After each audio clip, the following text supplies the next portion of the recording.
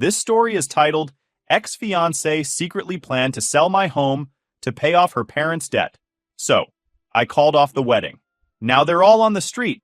Hey everyone. I guess I'm writing this because I don't even know how to process everything that's happened recently. I'm a 34-year-old guy who thought life was pretty solid just a few months ago. I had a house I worked my ass off to buy, a fiancé I was excited to spend my future with, and plans for a wedding that was supposed to happen next summer. Everything felt like it was falling into place, until it didn't. Let me back up a bit. About 5 years ago, I managed to buy my own house. It's nothing crazy. 3 bedrooms, a decent backyard, and a little garage. But it's mine. I'd been saving up since my mid-20s, working extra shifts, skipping vacations, eating way more ramen than any human should. But when I finally got the keys, it was one of the proudest moments of my life. I remember just standing in the empty living room and thinking, I did this. I didn't grow up with much, so owning a home felt huge to me. Fast forward a few years, and I met Kelly. Not her real name, obviously. We hit it off pretty quickly. She's funny, outgoing, and the kind of person who lights up a room. At least, that's how she seemed when we first started dating. After about a year, she moved into my house. It felt like the right step, you know? She didn't contribute financially to the house itself, no mortgage payments or anything, but we split other things like groceries and bills. I didn't mind. I'd bought the house for myself before we even met, so I figured it was fair. Kelly's background was different from mine. Her family had always struggled with money. She told me stories about how they'd max out credit cards just to get by, and how her parents were always scrambling to stay afloat. I felt bad for her and her family. I mean, everyone's got their challenges, right? But over time, I started noticing little things that didn't sit right. Her mom would make these comments like, "Wow, Kelly, you really hit the jackpot with a guy who owns a house." Or her dad would joke about how nice it would be to retire without a mortgage. I didn't think too much of it at the time. It just seemed like harmless talk. Looking back, I realize now those comments were red flags I should have paid more attention to. The first real crack in our relationship happened when Kelly started talking about how much her parents were struggling. I mean, they'd been struggling for years, but apparently things had gotten worse. They were on the verge of losing their house because they couldn't keep up with their mortgage payments. Kelly was stressed about it, and I tried to be supportive. I offered advice, like maybe they could sell their place and downsize, or talk to a financial counselor. But Kelly didn't seem interested in solutions. She just kept saying how unfair it was, how her parents had worked so hard and deserved better. Then she started hinting, just little comments here and there, that it'd be nice if we could help them out. We, meaning me, of course. At first, I thought she was joking. Like, why would I be responsible for her parents' financial problems? But the more she brought it up, the more I realized she wasn't joking at all. To be honest, I didn't know how to handle it. I loved Kelly, or at least I thought I did, and I didn't want to fight with her over money. But at the same time, I wasn't about to bail out her parents. I worked my ass off to get where I am, and their poor financial decisions weren't my responsibility. I tried to explain that to Kelly, but she just got frustrated and said I didn't understand what it was like to grow up with nothing. That was the first time I started questioning if we were really on the same page about our future. Things started getting weird a few months ago. Kelly was on her phone a lot more than usual, whispering during calls, and acting jumpy whenever I walked into the room. She'd get snappy over the smallest things, like if I asked what she wanted for dinner. I figured it was just stress from wedding planning. I mean, planning a wedding is a lot, right? I didn't push her about it because I thought giving her space was the right thing to do. In hindsight, maybe I should have asked more questions. One day, I got this packet in the mail from a real estate agency. It had all these details about the sale of my house. My house. At first, I thought it had to be a mistake or some kind of scam. But when I looked closer, I saw the photos they'd included. It was definitely my house, down to the furniture in the living room. There was even a proposed closing date. I didn't understand what the hell was going on. That night, I brought it up to Kelly. I just asked her straight up if she knew anything about it. The moment I mentioned the packet, her face went pale. She stammered something about exploring options for us to get a bigger house after the wedding. She said she wanted it to be a surprise. But that didn't make any sense. If we were going to move, why wouldn't she talk to me about it first? Why would a real estate agency be involved without me knowing? Something about her explanation didn't sit right with me. So after she went to bed, I stayed up and started digging. The next day, I called the real estate agency pretending to be Kelly's assistant. I asked them about the details of the sale, and what they told me absolutely floored me. Kelly had listed my house for sale without my knowledge. She told them she was a co-owner, which was a complete lie, and had even signed documents pretending to be me. They had a cash buyer lined up, and the sale was set to close in 2 weeks. I asked why the sale was happening so quickly. And that's when the final piece of the puzzle clicked. The agent told me Kelly mentioned she needed the money urgently to help with family obligations. It all made sense now. She was planning to sell my house to pay off her parents' mortgage. My stomach dropped. I couldn't believe what I was hearing. That night, I laid out all the documents. Kelly broke down completely. I mean, full-on sobbing, barely able to get words out. She kept saying she didn't know how else to save her parents, and that I wouldn't understand. I stayed calm. Not because I wasn't mad, but because I didn't trust myself to start yelling and make things worse. I told her flat out that what she did wasn't just deceitful, it was illegal. She forged my signature, lied about being a co-owner, and tried to sell something that wasn't hers to sell. There's no coming back from that. Her reaction shocked me, though. After crying for a while, she flipped to anger, saying I was selfish for not helping her parents when I had so much. That hit a nerve. I worked my ass off to get where I am. Nobody handed me this house. I lived on bare-bones budgets, skipped out on socializing with friends, and sacrificed years of my life to save for it. And now, the woman I thought I'd marry was trying to make me feel guilty for not handing it over to her parents like some sort of savior. That argument lasted hours. She kept going in circles, 1 minute begging me to reconsider and give her another chance, the next accusing me of being heartless. Eventually, I told her we were done talking and that she needed to leave the house. I didn't want to make a scene right then and there, so I said she could stay for a little while to figure things out, but she needed to start looking for a place ASAP. For the next few days, things were tense. She was still in the house, but we barely spoke to each other. I'd come home from work and either go straight to my room or sit on the couch with headphones on, pretending she wasn't there. Meanwhile, she started acting like nothing had happened.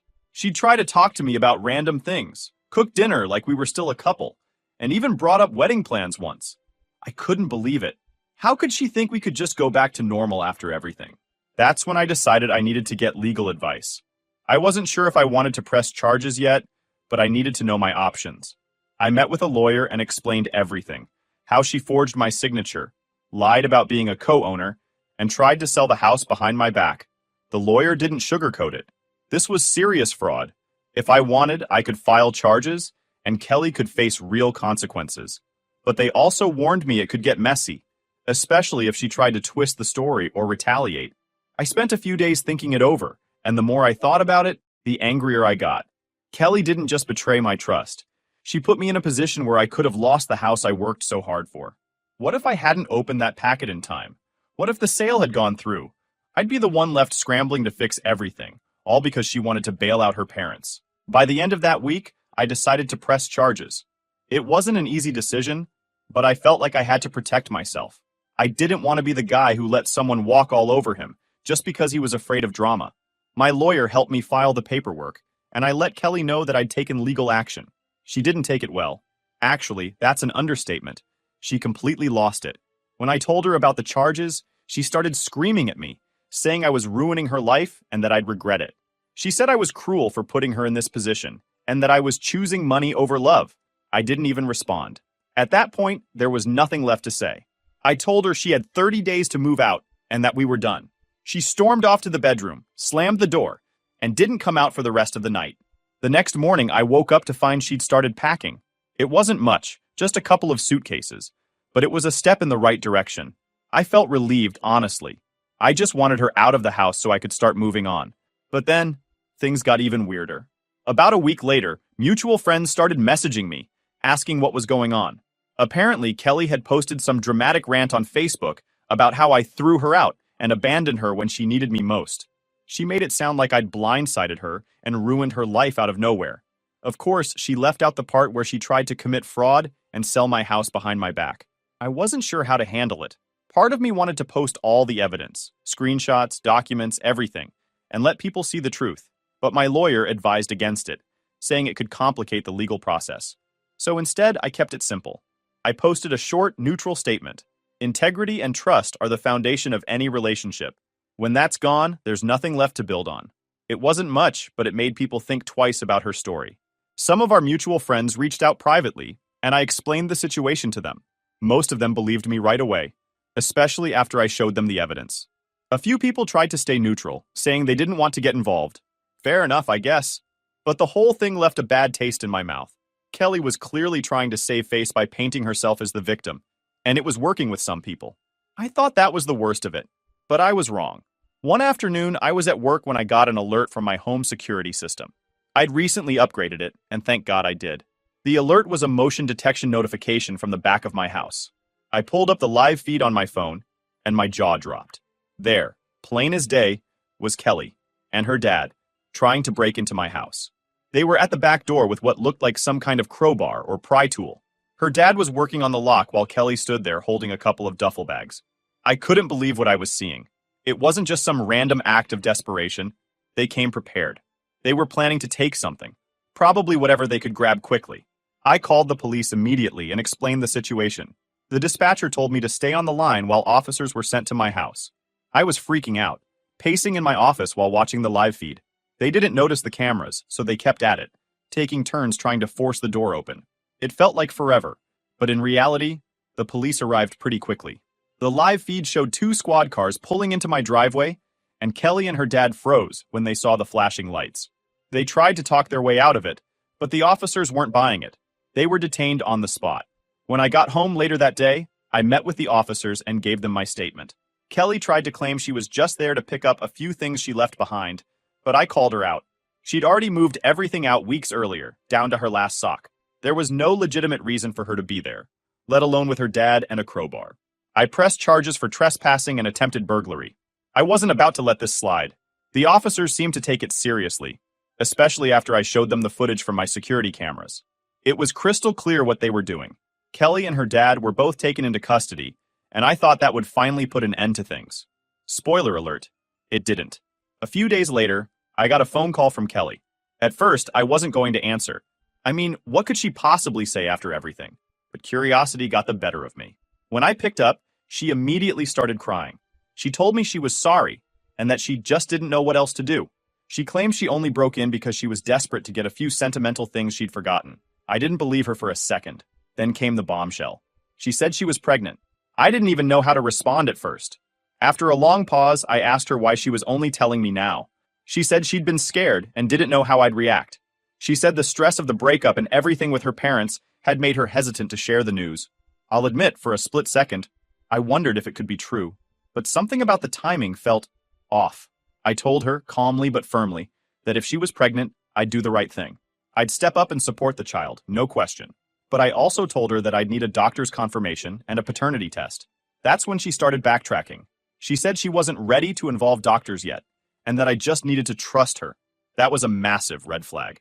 After everything she'd done, trust wasn't exactly in the cards anymore.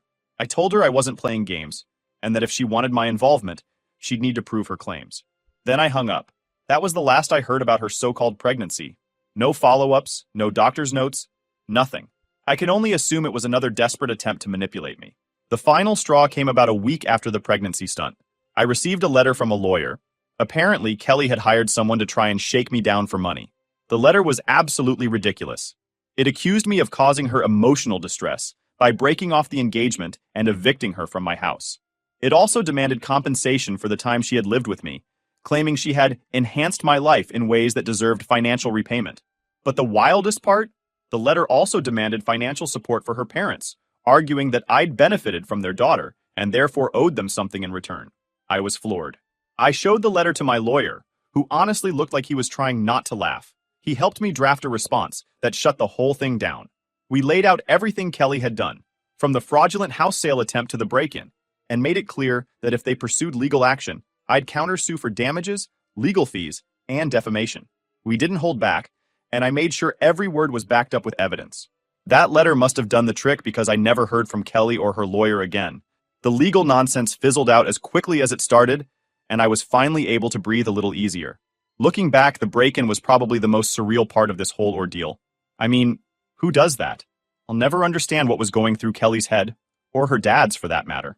The lengths they were willing to go to were insane. It wasn't just about the house anymore. It felt like they were trying to take me down with them. I've upgraded my security system since then, and I'm way more cautious about who I let into my life. It's been a tough lesson, but I'm finally starting to feel like myself again. There's still more to unpack about this whole mess, but I'll save that for the next post. As always, thanks for reading. Writing this out helps more than I expected. Alright everyone, before we dive into the update, I have a small request. We put a lot of effort into finding these incredible stories for you every single day, and your support means the world to us. If you enjoy our content, please consider subscribing to the channel. It really helps us grow and allows us to continue bringing you more amazing stories. Thank you. Now let's move to the update. Update 1 point. Hey everyone, thanks for sticking with me through this saga. Writing these posts has been kind of therapeutic, and I appreciate the support. By this point in the story, Kelly was out of my house. I'd filed charges for the break-in, and her ridiculous lawyer's letter had been dealt with. But the ripple effects of everything she did weren't something I could just shake off overnight. It's one thing to cut someone out of your life, but it's another thing to deal with the mess they leave behind. After the break-in, I had to deal with some immediate fallout. For starters, the house didn't feel the same anymore. The break-in left me paranoid. Even though the locks had been replaced and the security system upgraded, I couldn't shake the feeling that someone was going to try to mess with me again. I'd be lying in bed at night and hear a random creak or noise, and my mind would go straight to, what if it's Kelly or her dad trying something else?